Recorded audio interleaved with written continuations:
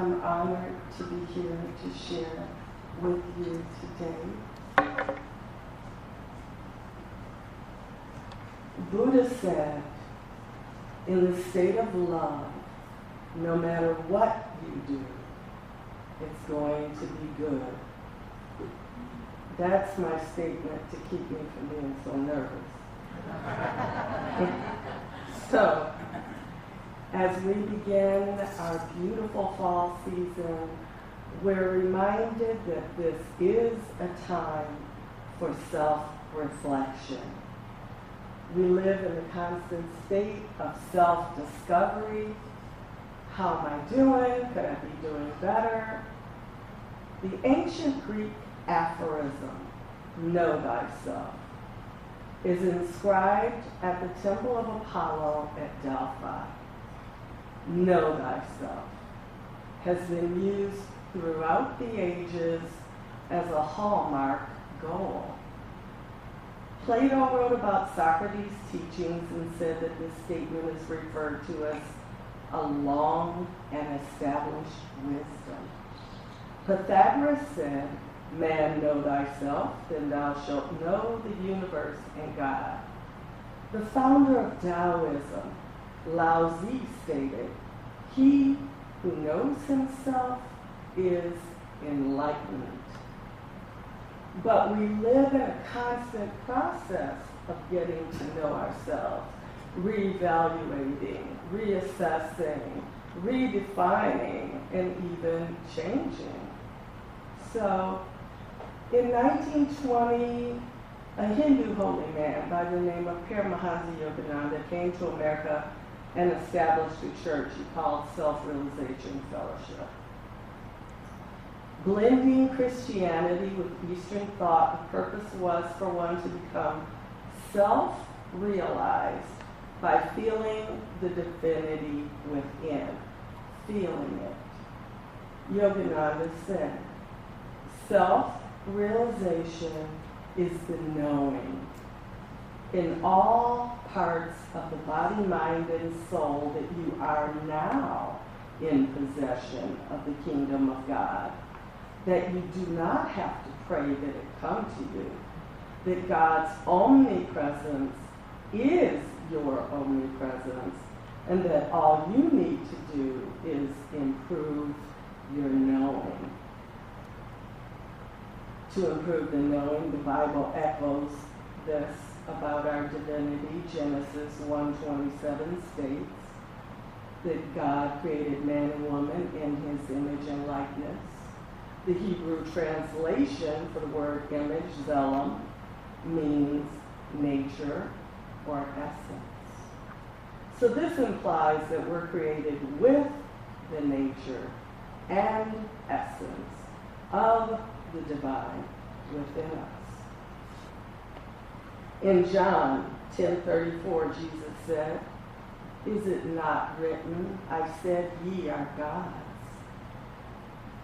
So Dave, you've been telling us this for eons, and now they're telling us, okay, but you need to improve upon it a little bit. So what's recommended is meditation. Yogananda says peace is the altar of God.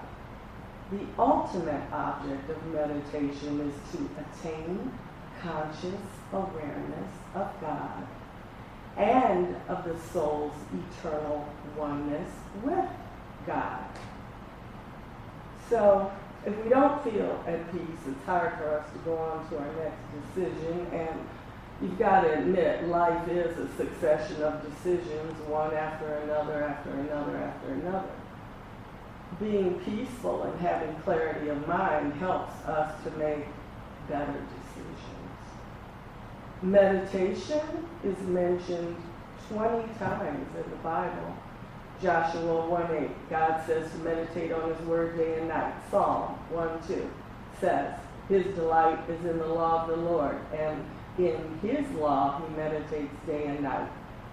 Paramahansa says, the greatest love that you can experience is in the communion with God in meditation. The love between you and the soul and the spirit is the perfect love. It is the love that you are all seeking. When you meditate, love grows. Millions of thrills pass through your heart. If you meditate deeply, a love will come over you such as no human tongue can describe. And you will know his divine love, and you will be able to give that pure love to others. Love is the glue that holds our lives together. It is indeed our reason for being. He goes on to talk about self-realization in terms of knowing yourself. Means to know the truth through yourself and not through others. Even the Delphi Oracle 2,000 years ago was stating this. This will be funny. It says, heed these words. You who wish to probe the depths of nature, if you do not find within yourself that which you seek, neither will you find it outside. In you is hidden the treasure of treasures.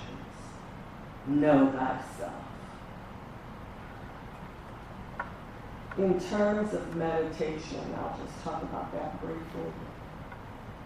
We're told that if we meditate even 5 to 10 minutes a day, it's enough to change our lives. To focus between the third eye. When you close your eyes, you just focus right there, let the eyes kind of go like that. And then deep breathing. It's like we all hold our breath. We're under so much stress that we run around and we have to remind ourselves to breathe. So, one little exercise is breathing in the light and exhaling whatever it is you're concerned about. Another one is just listening to music, very peaceful music. But in the ancient days and even now, the holy yogis give out mantras that help you with your own personal spiritual development where you are. Even Tina Turner, she turned her life around by saying the mantra, Om Mani Padme Hum, was her door to open her life to a life of beauty and light and love and God. And there's so many mantras on Google. I think you'll be divinely guided to where you need to go. But just 10 minutes a day. Oh, I'm being reminded to tell you that, yes, thousands of thoughts will go through your mind. But the next time you'll do it, it will be a few that'll drop off. And when you do it again, there'll be less and less and less. And you'll begin to find a place of peace. Truly you will. So, I've been instructed through my meditation to tell you about that. So I hope it's something you find useful. Psalms 46:10, be still and know that I am God. As the divine being, we all have free will and we are the creators. As the creators, we exercise our divinity daily. There's a special phrase that we use that calls our divine higher self into action, even when we don't use the phrase consciously that way. That phrase is, I am. I am means God in me is. The presence of the divine in me is. The Bible recalls Moses going up to the burning bush when he was giving the 10 Commandments. Actually, it was more than 10, but he asked the burning bush, who are you? And the bush says, I am that I am, Rashid Aya Asher Aya. In many of the New Age prayers, they even end the prayer with, I am that I am. But I want to share with you that in my assessment, this is the first principle of God awareness. Our clue is the zodiac. You're going to say, the zodiac, are you kidding me? Well, yeah, because there are 12 signs, And each one has its signature principle, lesson, or initiation. The very first sign is Aries. And guess what it is? I am. Yeah. The very last is Pisces. I understand. Go figure, right? But I was asked when I was giving this talk, well, what are the other ones, right? Okay, so Taurus is I have. Gemini is I think. Cancer, I feel. Leo, I will. Virgo, I analyze. Libra, I balance. Scorpio, I desire. Sagittarius, I aim. Capricorn, I use. Sagittarius, I know. These are our lessons in the I am sense of our lives as well. When I say and when you say, I am happy, you're saying the presence of the divine in me and I am happy. So essentially, we are happy. As the Creator, every time we say I am, we're calling upon our God presence to do what we are commanding. We renew our divinity every time we say the phrase I am. We put into motion that which we say I am about. Another way to think about this is when we say I am and think of our God presence simultaneously, we give infinite power to that statement. So when we say I am, we're asking our higher self to co-direct what we are saying I am about, and even to add divine energy to it. These lessons are taken from the I Am discourses written by Godfrey Ray King way back in the 1930s and have been used by New Age churches since. There's one other thing I want to state about the I am. You want to try it out? Ask your I am that I am, or just say, God presence, stand where I stand this day. Walk with me. Be with me.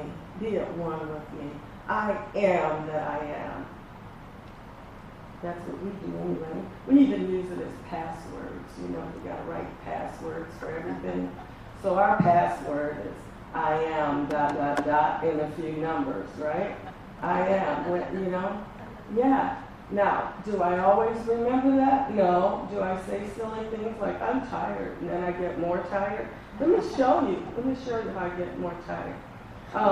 We're the conscious, we create consciously and subconsciously. At New Wisdom University, they talk about how all of the subconscious memories from every lifetime we've ever had stay with us. So if you've ever wondered why you feel a certain way about something, but you haven't really had that experience in this lifetime, it's because you have the subconscious memories of that with you. Now, not if that's not horrifying enough. I also want to show you where they say our thought forms go, okay? So this is really fun. This was given to us by the Ascended Masters in 2005. You know how we say our world is our thoughts, we build a better world by building better thoughts, right? So check this out, guys. Let's think about love. And you're thinking simultaneously with your emotions about love. I love you all. And you think about who you love, right? So we all have a unique vibrational signature that takes our thoughts and does with them what we ask them to do. It's like a snowflake. And it resonates and it goes out and it does our bidding and it comes back to us. But let me show you what else it does. So I'm thinking myself, I love you all. I love you, love you, love you. And I'm so grateful you're here today. And I'm so excited to be able to share this with you. So now, that thought and emotion is flying from me to you. It's picking up more of that energy coming to you picking up even more of that energy, and it hits you and stays in you and lodges in you. Now here's an interesting thing. The positive energies lodge in the top part of the body. The negative energies go to the heavy part of the body below the waistline. It figures, right? So then that thought form that lodges in you, stays in you, continues to draw more of that energy to you for the rest of your life, because what we are, we draw to us. Boomerangs also, and parts of it come back to the sender, drawing and adding more of the energy of intent and emotion into that thought form, and coming back to the sender. And guess what it does? Yes, you're right. It lodges in that person in the place that it came from. Now, that's a thought, isn't it? So everything we've ever sent out is right here, ta-da, and within the people that we sent them to. I was told to tell you that because it's a part of knowing ourselves, knowing what we're doing, being responsible for our lives and what we send out, who we are, what we want to get back, how we want to impact the world, what we want to leave as our legacy. There was a Zen teacher's dog, and this dog loved the evening romp with his master. The dog would bound ahead to fetch a stick, then run back, wag his tail, and wait for the next game. On this particular evening, the teacher invited one of his brightest students to join him, a boy so intelligent that he became troubled by the contradictions in the Buddhist doctrine. "You must understand," said the teacher, "that words are only guideposts. Never let the words or symbols get in the way of truth. Here, I'll show you." With that, the teacher called his happy dog. "Fetch me the moon," he said to the dog as he pointed to the moon. And then he said to his people, "Where's my dog looking?" "He's looking at your finger." "Exactly. Don't be like my dog. Don't confuse the pointing finger with the thing that is being pointed at. All our Buddhist words are only guideposts. Every man fights his way through other men's words to find his own truth." William Shakespeare in Hamlet, the fourth act, says, "To thine own self be true." My mom used to say, "Where there's a will, there's a way." The I Ching says, "Perseverance furthers." Everything in our lives is a mirror, a gauge, a testament to where we are right now, what we have built. And it's an opportunity to know ourselves better and to fine-tune who we are. Om Shanti. Now, I guess it's open mic time, yeah? We gotta find the mic.